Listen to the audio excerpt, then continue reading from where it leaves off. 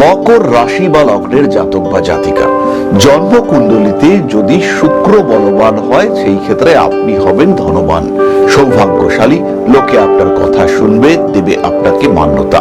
রাজনীতি করুন বা ব্যবসা, চাকরি করুন বা নিজস্ব পেশা, উন্নতি আপনার হবেই। মকর রাশির মানুষদের এই শুক্রের সঙ্গে যদি মঙ্গলকে সংযুক্ত হতে দেখতে পাওয়া যায়, সেই ক্ষেত্রে জাতক বা জাতিকার উন্নতি হবে আরো বেশি। অতি সহজেই তিনি তার নির্দিষ্ট ক্ষেত্র উপার্জন করতে সক্ষম হবেন।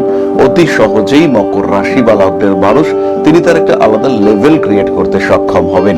মকরের হাতে টাকা পয়সা আসবে অতি সহজেই। মকর কিন্তু তার নিজের একটা জায়গা, একটা প্লেস তৈরি করতে পারবেন। মকর রাশি বা লগ্নের জন্ম কুণ্ডলিতে চন্দ্র যদি বলবান হয়, সেই জাতক ব্যবসা করবেই। চন্দ্র হতে পারে পঞ্চমে রোহিণী নক্ষত্রে অবস্থান করে রয়েছেন, হতে পারে চন্দ্র জন্ম কুণ্ডলিতে তুঙ্গ হয়েছেন। জাতক বা জাতিকার জীবনে উন্নতি আসবেই, এ বিষয়ে কোনো সন্দেহ নেই, কোনো সংশয় নেই।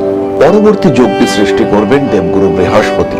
মকর রাশি বা লগ্নের মানুষদের জন্ম কুণ্ডলিতে বৃহস্পতি যদি ষষ্ঠ, অষ্টম বা দ্বাদশগত হয়ে থাকেন, মিথুনে থাকতে পারেন, সিংহে থাকতে পারেন কিংবা ধনুতে থাকতে পারেন, সেই ক্ষেত্রে মকর কিন্তু বিদেশ যাত্রার মাধ্যমে জীবনকে ডেভেলপ করাতে সক্ষম হবেন। সেই ক্ষেত্রে মকর রাশি বা লগ্নের মানুষদের কর্ম বিদেশে হওয়ার সম্ভাবনা তৈরি হবে।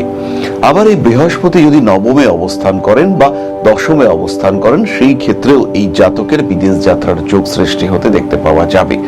নবম ভাবে বুধ বৃহস্পতি যোগ, দশম ভাবে বুধ বৃহস্পতি অথবা শনি বৃহস্পতি যোগ বিদেশে আপনার ভাগ্যকে অনেকটাই ভালো করে তুলবে। মকর রাশি বা লগ্নের মানুষদের জন্মকুণ্ডলিতে রয়েছে জীবযোগ। চন্দ্র বৃহস্পতি একত্রে অবস্থান করে রয়েছে এবং চন্দ্র অথবা বৃহস্পতি দুজনের একজনের নক্ষত্র অধিপতি উপচয় স্থানগত হয়েছেন। উপচয় মানে 3, 6, 10, 11। মকর রাশি বা লগ্নের মানুষজন তারা উন্নতি করতে পারবেন, ব্যবসা হবেই। আবার যদি দেখতে পাওয়া যায় যে দেবগুরু বৃহস্পতি ষষ্ঠ স্থানে বা দ্বাদশে অবস্থান করে রয়েছেন এবং বৃহস্পতির নক্ষত্র অধিপতি অর্থাৎ যে নক্ষত্রে বৃহস্পতি রয়েছেন তার লর্ড, তিনি অবস্থান করেছেন 4, 8, 12-তে, মোক্ষ ত্রিকোণে তিনি অবস্থান করে রয়েছেন। এই জাতক বা জাতিকা অন্য কোনো মানুষের মাধ্যমে জীবনে উন্নতি করবে। অন্য কারোর ব্যবসা, সেটা আপনাকে দায়িত্ব দেওয়া হলো এবং পরবর্তীকালে সেই ব্যবসার একটা বড় দায়িত্ব আপনার উপরে চাপিয়ে দেওয়া হলো। আপনি সেই দায়িত্ব নিয়ে মহা আনন্দে থাকতে শুরু করলেন এবং আলটিমেটলি সেই ব্যবসা আপনার হয়ে উঠলো। বিয়ে করলেন, বিয়ের পরে শ্বশুর মশাইয়ের ব্যবসার দায়িত্ব আপনার উপরে চলে এলো এবং তখন থেকে আপনি একজন লেভেলের লোক হয়ে উঠলেন। খুব সহজভাবেই আপনার ডেভেলপমেন্ট হলো চোখে পড়ার মতো। এই সিচুয়েশন এটা কিন্তু আপনার ক্ষেত্রে তৈরি হতে পারে। খুব সহজেই আপনি একটা ক্ষেত্র তৈরি করতে পারেন, নিজের জায়গা, নিজের অ্যাটমসফিয়ার ক্রিয়েট করতে পারেন আপনি। সুতরাং যে সমস্ত যোগ কুণ্ডলিতে থাকলে মকর প্রচুর উন্নতি করতে পারেন, সেই সম্পর্কে একটা ধারণা আমরা পেলাম। আপনার জন্ম কুণ্ডলিতে কোন যোগটি রয়েছে, আদৌ সেই যোগ কতটা অ্যাক্টিভ এবং সেই যোগ আপনাকে কতটা রেজাল্ট দিচ্ছে, সেটা জানার জন্য আজই জ্যোতিষ কনসালটেশন জরুরি।